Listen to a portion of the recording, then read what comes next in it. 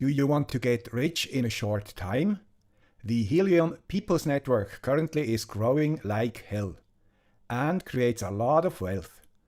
It combines LoRaWAN technology with cryptocurrency. How does it work and should you join it? Let's have a closer look. And please watch the video till the end. This time it's vital.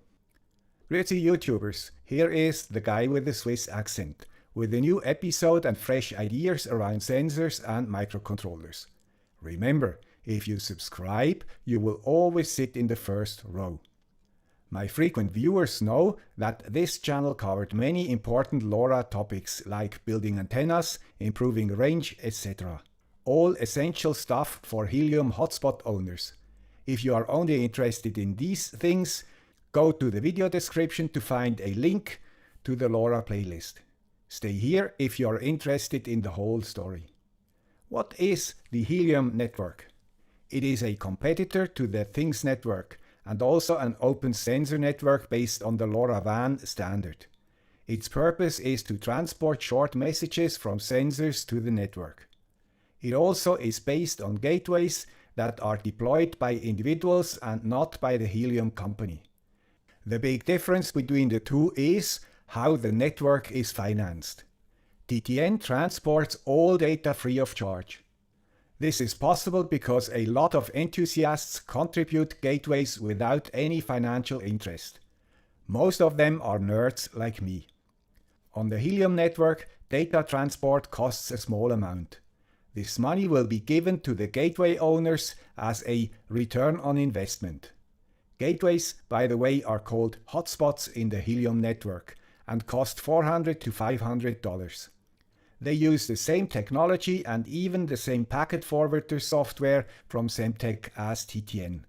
Also, the sensor technology has to be the same. To distribute the money from the users to the gateway owners, Helium uses HNT, a cryptocurrency created for this purpose. A fair concept and much more sustainable in a capitalistic world, isn't it? For my PhD in business administration, I had to calculate a lot of business cases. So let's use what I learned and do a quick check. First, we have to understand a few technical facts. LoRa is a low-power, long-range protocol. It operates in license-free ISM bands. It is different from 5G, Wi-Fi or Bluetooth because of its very low data rate. This is why, as we will later see, Helium data credits are calculated in bytes and not gigabytes as in mobile phones or Wi-Fi. The protocol is standardized and there is only one supplier of chips, the French company Semtech. So all LoRaWAN networks have the same basic function and components. One hotspot can transport messages for up to 1,000 sensors. According to Rack Wireless, one of the big manufacturers of Helium hotspots, only 50 to 100 hotspots are needed to cover an entire city, which is evident because LoRa is a long-range technology. Companies can build private networks if they do not trust public networks. But what are use cases for such networks? Here we have a selection, from agriculture to smart supply chain. They have one thing in common. They are only used if other protocols do not work. At home or in factories, for example, we use Wi-Fi. In crowded areas, we generally use 4 or 5G networks. Only in rural areas without 4G coverage or in cities where we do not want to replace the battery frequently, LoRa is preferred. Let's start the business case with the customers of the network. One data credit costs $0.00001 and is good to transfer 24 bytes. Let's assume one gateway costs $400. How many data packages does it have to receive to reach break-even? 40 million messages. Not bad, because LoRa nodes, to save energy, do not often transfer messages. So the deal for the potential network user is outstanding. The operation of thousands of nodes only costs a few dollars, without investment into the network. So we can assume they got lots of large companies waiting in a queue to use Helium. Looking at the short list of reference customers, we see that using the Helium network must be extremely strategic and secret. Obviously, none of their big customers want to read its name here. Mostly small companies or startups are on the list. But is the business case also suitable for the investor of a gateway? The current Helium network consists of an impressive number of nearly 40,000 hotspots. If we look where they are located, we see they are concentrated in major cities.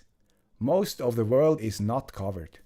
If we zoom in, we see, for example, that San Francisco has hundreds of active hotspots. So there must be a ton of data to be transported to pay for all these hotspots. Fortunately, all Helium transactions are stored on a blockchain, so we can check the data traffic. Of course, we do not see who sent the data or its content. They are encrypted, but we can count the packages. And even better, to show potential hotspot investors like us how much money we can make, Helium is very transparent and shows a lot of information. Because I know how LoRa works, it is easy to find a hotspot at a good location. Its name is Fluffy Bronze Turtle. Interesting name for a professional network. By the way, potential customers for sure are also attracted by the knowledgeable hotspot operators. To create your own opinion, maybe you watch some of their channels. Trust is everything for such networks, and so far, lack of trust in public networks was the main reason companies built their private networks. Fluffy Bronze Turtle's location must be excellent. It has lots of connections and for sure will get a ton of data traffic from downtown San Francisco. And really, last month, its owner earned 280 HNTs, which today is $4,034. Not bad for an investment of $400. The business case for us potential hotspot owners is obvious. The hotspot is paid in 3 days. No PhD needed to see that. By the way, here you see the curve of the HNT value in dollars. From 24 cents 1 year ago to $14 now. 5,858% increase. Mind-boggling. It's obvious. The whole business world uses the Helium network. So let's check Fluffy's data traffic. Fortunately, we can see all activity and even can export it to CSV. Here are the results.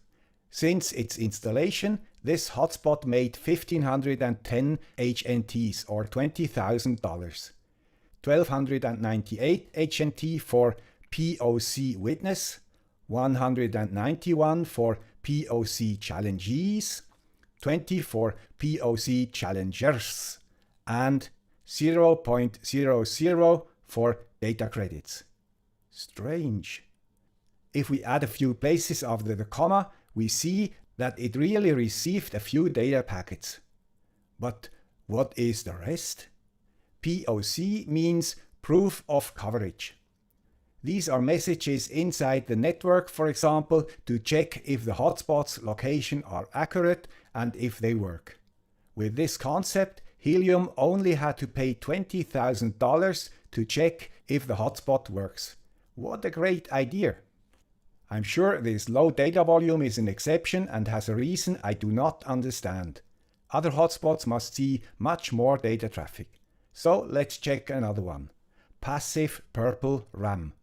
Also nicely located in San Francisco. His owner got 4,717 HNTs or $68,000 because this hotspot runs for a whole year. Incredible! But also here we see the same pattern. Data credits are less than 1 cent for a whole year. Fortunately, we can see how many data credits were earned by the whole Helium network over the last 30 days. 32 million. Not bad. Let's check how much the customers paid for it. $325. So the entire turnover of Helium as a network for data in the last month was $325. So it seems Helium found a way to distribute a ton of money to the hotspot owners without data traffic. Anyway, who cares about transporting data? We want to get rich, and Helium obviously creates wealth. I also do not know how my car works in detail and still can use it.